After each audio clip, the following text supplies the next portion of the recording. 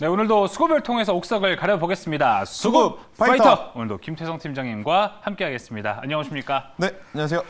네, 먼저 이제 1라운드 들어가기 전에 오늘 외인과 기관의 흐름을 살펴보도록 하겠습니다. 오늘 기관부터 먼저 살펴보겠습니다. 기관은 오늘 리오프닝 관련주에 쏠리고 있습니다. 카지노와 항공 관련주도에 들어가고 있고요. 삼성 엔지니어링을 계속 사고 있습니다. 자, 그리고 금융주들도 오늘 좀 사고 있고요. 확실히 외국인은 이 시총 상위 종목들을 사고 있는데 얼마 전에 외국인 유입됐을 때 이 투신 펀드 쪽에 많이 되고 있다라고 해서 그런지 이 대형 종목들로 오늘 상승세가 나타나고 있습니다. 자, 이렇게 지금 외인과 기관의 수급 상황을 알아봤고요. 1라운드를 통해서 오늘 대결, 어떤 종목이 대결을 펼칠지 살펴보겠습니다. 1라운드 파이트! 네, 외국인은 네페스 아크, 기관은 후성, 네페스 아크 대 후성의 대결이 펼쳐졌습니다. 이거는 제가 봤을 때 더비는 잘 모르겠습니다. 뭐 반도체 관련이라고 보시면 될 것 같은데요. 후성도 반도체라고 그렇죠. 이제 반도체 더 편할까요? 가스도 들어가고 전기차 쪽에도 이제 강점이 있는데 사실 오늘 시장의 화두는 LG와 이제 애플의 이제 애플카 관련 이슈이긴 합니다만은 그것은 이제 저희 방송 다른 코너에서도 많이 다루기 때문에 저는 그 외에도 지금 기관과 외국인이 사고 있는 종목군들 우리가 좀 체크를 해봐야 된다라는 관점으로 두 종목을 좀 가지고 나왔는데요. 네페스 아크도 그렇고 후성도 그렇고 여전히 뭐 반도체 쪽에 대한 부분은 우리가 놓쳐서는 안 된다라는 이야기를 한번 드려보고 싶어요. 일단 전체적으로 시장이 올라가기 위해서는 삼성전자라든지 SK 하이닉스에 굉장히 좋은 수급이 들어와야 하나 오늘도 조금은 아쉬운 수급이 이어지고 있습니다. 하지만 뭐 여전히 하반기 실적 그리고 향후의 실적을 기대를 해본다면 반도체 관련 기업들은 여전히 좋은 평가를 받아야 되지 않나라는 이야기를 저는 드리고 싶어서 네페스 아크도 굉장히 괜찮고 후성도 굉장히 좋은 기업이기 때문에 이 두 종목 지금 위치에서 우리가 한번 확인해보자라는 이야기를 드려보도록 하겠습니다. 알겠습니다. 초기 2차 전지 관련해서 후성이 너무 잘 갔기 때문에 조금 묻혀가는 감이 없지 않아 있었던 것 같습니다.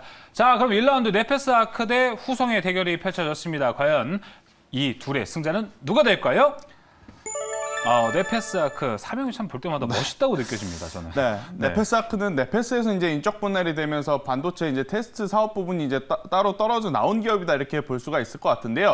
자, 일단 네페스 아크 이야기하기 전에 후성에 대한 부분을 좀 먼저 말씀드릴게요. 그럼 후성은 안 좋은 기업이냐? 그건 아닙니다. 후성 같은 경우에는 여러분들이 이제 차트를 보시면 아시겠지만 이미 시세가 좀 많이 나왔어요. 그렇기 때문에 보유자의 영역이다라고 생각이 들어서 후성은 다음에 제가 한 번 더 언급을 드려보도록 하겠고요. 오늘 제가 관심 있게 봐야 될 종목으로는 네페스 아크 쪽을 위주로 한번 봐야 되지 않나라는 이야기를 한번 드려보도록 하겠습니다. 일단 전체적으로 반도체 같은 경우에는 지금 조금 쉬어가고 있는 모습들이 나오고 있어요. 물론 바닥을 좀 다지고 반등이 강하게 나오는 이제 종목들이 보이긴 합니다만은 그래도 강한 시세가 붙었다라고 하기에는 아직까지는 애매한 위치에 있는 종목군들이 많은데 장기적인 시선으로 봤을 때 저는 당연히 메모리 반도체나 비메모리 반도체 물론 속도의 차이는 있겠습니다만은 여전히 좋은 쪽으로 갈 가능성이 굉장히 높지 않을까라는 의견을 한번 드려보도록 하겠고요. 그럼 그 많은 종목들 중에 왜 네페스 아크를 가지고 왔느냐? 일단 네페스 아크 같은 경우에는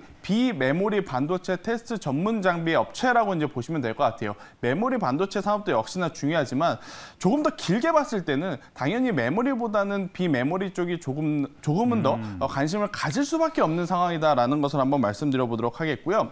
일단 따로 떨어져 나와서 가장 불안했던 부분은 그러면 지금 이 회사가 정말로 돈을 벌어들일 수 있는지, 그러니까 실적이 잘 나오는지 실적이 잘 나오지 않는지가 가장 중요한 포인트였는데 이번 분기 실적 흑자로 전환이 되면서 굉장히 좋은 성과를 또 냈다라는 부분이 저는 포인트로 잡아야 되지 않나라는 이야기를 한번 들어보도록 하겠고요.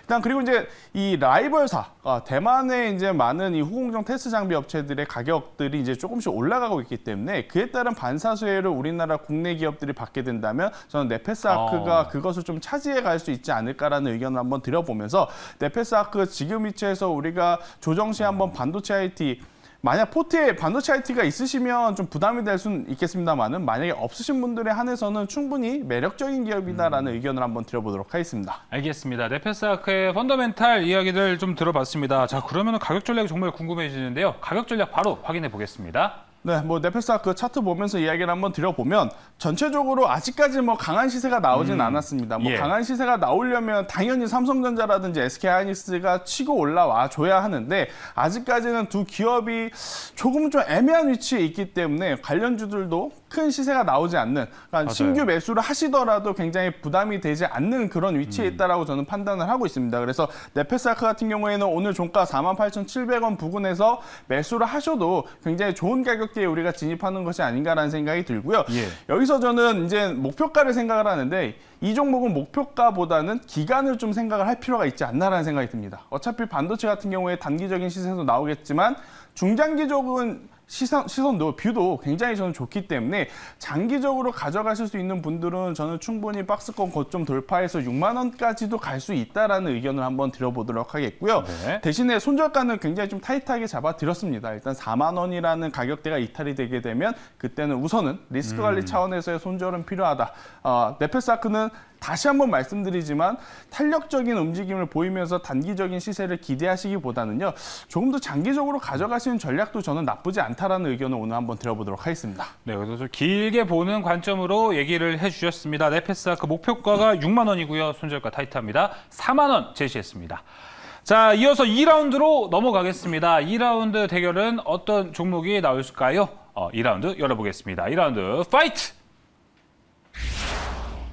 네, 바이오 더비가 형성이 됐습니다. 외국인은 한국 파마를 사고 있고요. 기관은 매드팩토를 선택하고 있습니다. 네, 일단 뭐 한국파마도 그렇고 매드팩토도 그렇고 같은 제약바이오 안에 있는 기업이긴 한데 사실 연관성은 크게 없습니다. 연관성은 크게 없지만 그래도 제약바이오 전체적으로 이제 다시 한번 순환매를 기대를 해본다라고 한다면 충분히 돌아가면서 시세가 나올 가능성이 높지 않을까라는 이야기를 드리면서 네. 제가 오늘 뭐 외국인의 픽, 뭐 기관의 픽, 그래서 이제 한국파마와 매드팩토를 가지고 나왔지만 이 두 기업을 제외한 제약바이오주들도 우리가 이제 관심 있게 봐야 되는 지금 시점에 도래하지 않았나라는 의견을 한번 드려보면서 제약바이오 전체적으로 관심을 갖되 대신에 두 가지만 좀 기억을 해주셨으면 좋을 것 같아요. 첫 번째는 실적이 상반기에 잘 나온 기업인지, 맞습니다. 그리고 이제 두 번째 기술력에 대해서 어느 정도 기대를 가지고 볼 수 있는 기업인지.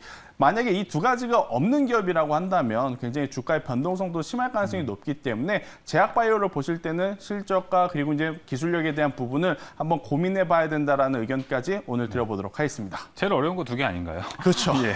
그렇죠. 알겠습니다. 내실과 기대감 모두 다 가지고 있는 종목. 어떤 종목이 승자가 될지 열어보도록 하겠습니다. 2라운드 승자는요? 오늘 외국인 한 번, 기관 한 번 손을 들어주고 있습니다. 네. 매드팩토입니다. 네, 앞서서 후성도 제가 한번 시세가 먼저 나왔기 때문에 별도로 언급을 안 드렸다라고 이야기를 드렸는데요. 한국파마도 마찬가지예요. 제가 이제 매드팩토를 이제 픽을 했지만 한국파마도 이미 시세가 지금 나오고 있어서 단기적인 기간을 생각해두고 보면 사실은 이 매드팩토보다는 한국파마가 더 좋은 평가를 받을 수는 있습니다. 대신에 이 한국파마 같은 경우에는 주가 위치가 굉장히 높다라는 관점이 있어서 저는 한국파마는 뭐 개별적으로 트레이딩 하실 수 있는 분들에 한해서 하시는 것이 좋고 그냥 일반적인 우리 개인 투자자분들이 조금은 편하게 매수할 수 있는 종목으로는 매드팩토가 지금은 더 안정적이지 않을까라는 이야기를 한번 드려보면서 자, 그럼 매드팩토가 무슨 기업이길래 이렇게 이제 좋게 생각을 하느냐? 굉장히 어렵습니다. 제약바이오를 제가 이제 방송에서 이야기할 때 가장 어려운 게 뭐냐면 이 기업에서 만드는 제품들의 단어가 너무 어려워요. 아무래도 맞아요. 일상적으로 쓰는 용어가 아니다 보니까. 그래서 보게 되면 이 벡토서팁이라고 하는 이 물질이 있어요. 처음에. 네, 저도 이거를 계속 읽어는 왔는데 예. 막상 말하려고 하면 잘 생각이 안 나더라고요. 예, 이 벡토서팁이라고 하는 이 물질 같은 경우에는 항암 치료제로 이제 사용하는 것인데 다른 물질과 혼합을 해서 사용을 해도 괜찮다라고 평가를 받는 물질이라고 해요. 일단 이렇게 기술력적으로 이미 인정을 받고 있는 기업인데 더 중요한 부분은 제가 이제 더 기대를 해보는 부분은 뭐냐면요. 일단 임상신약 파이프라인을 가지고 있는 기업들은 가장 중요한 게 임상의 성공 그리고 그 성공을 바탕으로 기술 수출을 할 수 있는지 할 수 없는지가 이제 가장 중요하다라고 좀 볼 수가 있을 것 같은데 예. 일단 매드팩토 같은 경우에는 하반기에 충분히 지금 기술 수출을 기대해 볼 만한 이야기들이 계속해서 나오고 있는 상황입니다. 아무래도 이제 거래하는 과정에서의 비밀 유지 계약 때문에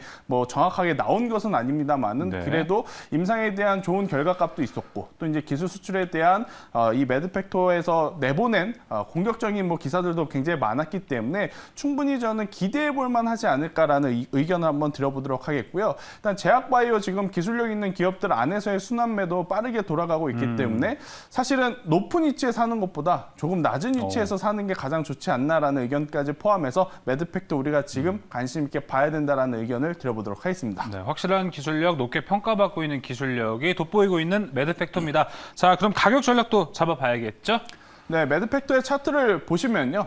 아마 이제 앞서 말씀드린 네페스아크와 거의 유사하다라고 보시면 될 것 같아요. 다른 종목군들이 지금 막 시세를 내고 위로 올라가고 있는 반면에 오늘 제가 가지고 온 두 기업은 이제부터 시세가 충분히 날 수 있는 위치에 있기 때문에 개인 투자자분들이 지금 위치에서 사셔도 저는 부담 없이 가져가 볼 수 있지 않을까라는 의견을 드려보면서 자, 매드팩토는 오늘 종가 65,000원에 사셔도 굉장히 좋은 가격대로 사시는 것이다라고 생각이 들고요. 예. 우선 손절가부터 말씀드릴게요. 손절가는 제가 지금 계속 말씀드리지만 8월 20일 날 기록했던 저점 부분이 거의 다 이제 손절가예요. 요즘 시장의 새로운 기준이 될 것 같습니다. 이제 기준을 이제 제가 그날의 저점을 이제 잡아드려 보도록 하겠고요. 만약 여기서 추가적인 상승을 한다면 목표가를 제가 굉장히 높게 잡았는데 제약바이오 특성상 그리고 이제 기술 수출이라고 하는 재료 혹은 기술 수출에 대한 기대감이 한번 나오게 되면 그렇죠. 강한 상승세가 나올 수 있기 때문에 네. 9만 원 이상까지도 저는 봐도 괜찮지 않을까라는 의견을 오늘 한번 드려보도록 하겠습니다. 알겠습니다. 2라운드는 매드팩토였습니다. 목표가 9만 원까지 바라보고 있습니다. 자, 이어서 그럼 오늘 이제 김태성 팀장이 이번 주 마지막으로 갖고 온 종목은 어떤 종목일지 열어보겠습니다. 오늘의 공격주는요, LG 디스플레이입니다. 네. 오늘 이제 이제 공격적인 투자를 했다는 뉴스도 있었는데요. 그렇죠. 일단 오늘 LG그룹주를 얘기를 안 하면 안 될 것 같습니다. 뭐 일단 맞아요. LG전자, 뭐 LG이노텍, 또 이제 LG 디스플레이까지. 화학 빼고요. 그렇죠. 네, LG 디스플레이 같은 경우에는 지금 여전히 OLED에 대한 가능성이 높은 지금 상황이다라고 말씀을 드릴 수 있을 것 같아요. 자, OLED를 제외하고 지금 백색 가전에 대한 매출이 계속해서 높아지고 있는 상황이기 때문에 기존 LCD라든지 LED에 대한 부분도 사실은 지금 좋은 상황이에요. 거기에 이제 OLED 제품이 지금 계속해서 늘어나고 있다는 것. 여러분들이 지금 보시는 TV도 그럴 수 있고요. 지금 사용하시는 모바일도 그리고 사용하시는 노트북이라든지 PC들도 이제는 다 OLED 쪽으로 이제 넘어가고 있는 상황입니다. 그렇게 네. 된다면 당연히 LG 디스플레이의 실적은 지금보다 더 높아질 가능성이 높지 않을까라는 의견을 한번 드려보도록 하겠고 네. 지금 공격적으로 이 증설 투자에 나서고 있습니다. 베트남 쪽에서도 지금 하고 있고 우리나라 국내에서 보면 파주 공장에도 굉장히 큰 금액을 들여서 대규모로 지금 투자를 하고 있다라는 부분에 저는 좋은 점수를 줘야 되지 않을까라는 의견을 드려보면서 네. 또 이제 LG에서 이제 애플카에 대한 이슈가 이제 직접적으로 진행을 하게 된다면 충분히 그에 따른 수혜도 LG 디스플레이가 저는 가져갈 가능성이 높지 않을까라는 이야기를 드리면서 오늘 시세가 좀 나왔어요. LG전자라든지 LG이노텍은. 네, 상대적으로 LG 디스플레이는 아직까지는 그래도 매수할 구간에 저는 위치해 있기 때문에 관심 있게 봐야 된다라는 의견을 드려보도록 하겠습니다. 알겠습니다. 안 그래도 애플카 관련해서 좀 궁금은 했었는데요. 네. 어느 정도 가능성이 또 있을 것도 같습니다. 자, 그러면 LG 디스플레이 가격 전략도 함께 들어보겠습니다. 네, LG 디스플레이 같은 경우에는 많이 내려와 있었어요. 네, 그래서 이제 지금 가격에서 매수를 해도 저는 정말 괜찮다라고 매력적이다라고 생각이 들고요. 예. 일단 여기서 추가적인 상승을 한다면 저는 단기적인 시세를 생각하기보다는 LG 디스플레이 저는 정말로 중장기적으로 보셔도 괜찮다. 3만 원 이상까지도 저는 노려봐도 괜찮다라는 이야기를 한번 드려보면서 손절가를 제가 18,000원을 가지고 나왔는데 사실 LG 디스플레이를 손절가를 제가 드리는 게 맞나 싶긴 해요. 맞나 싶긴 하는데 18,000원이라는 가격대 이탈이 되게 되면 만약에 저의 개인적인 성향이라면 오히려 더 매수를 했을 것 같아요. 그래도 혹시 모르니까 네. 리스크 관리 차원에서 손절가는 우선은 18,000원을 잡는 게 더 좋지 않을까라는 의견을 드려보도록 하겠습니다. 알겠습니다. 자, 오늘 어떻게 보면 세 종목 모두 다 좀 중장기적으로 바라봐야 할 종목들이 그렇죠. 세 개 다 받아본 것 같습니다. 자, 이렇게 수급파이터 오늘 준비한 소식은 여기까지입니다. 저희는 다음 주에 쉬고 이 시간에 돌아오도록 하겠습니다. 오늘 말씀 감사합니다. 네.